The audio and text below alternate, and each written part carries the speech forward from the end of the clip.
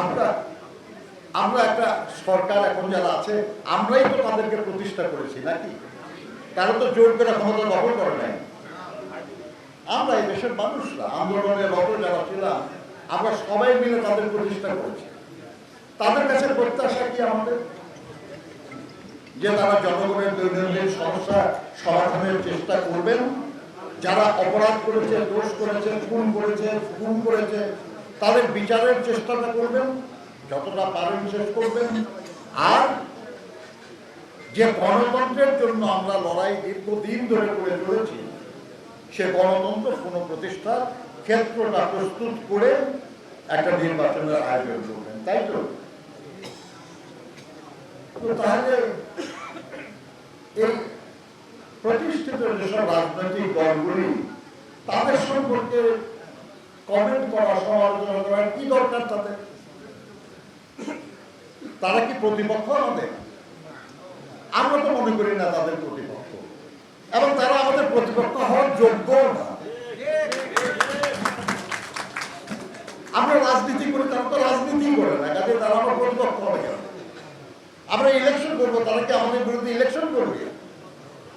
তাহলে প্রতিপক্ষ তো না আমাদের। তাহলে মিশে কেন এসব কথাবার্তা কিছু বলা হয়? সমালোচনা করারও যোগ্যতা অর্জন করতে হয়। আমি 3 বছর রাজনীতি করি ধরেন, আর যে 40 বছর রাজনীতি করে আমি তার সমালোচনা করার যোগ্য? যত বিদ্যাই থাকুক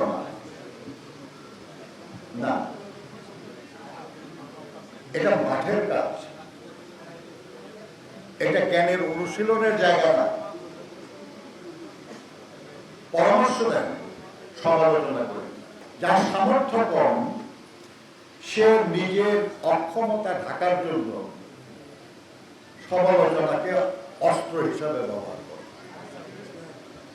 আপনার এটা খারাপ, আপনি এটা করেন না, আপনি এটা খারাপ, ভাই আপনি কি করছেন? আমি তো সুযোগ পাই নাই, কিন্তু করতে পারি নাই। আপনি সুযোগ পাইলে যে কি করতেন এটা তো বোঝা যাচ্ছে না নাকি? যদি চাইতেন, পাইতেন সুযোগ, তারপরে না তুলনা করতে পারতেন যে আপনি ভালো না আমি ভালো, কিন্তু তারপরে এটা হবে। এবং এর জবাব যেন আমাদের কাছে প্রস্তুত থাকে। আসে জবাব হলো আমাদের ইতিহাস, জবাব হলো আমাদের অর্জন, জবাব হলো আমাদের কর্মসূচি।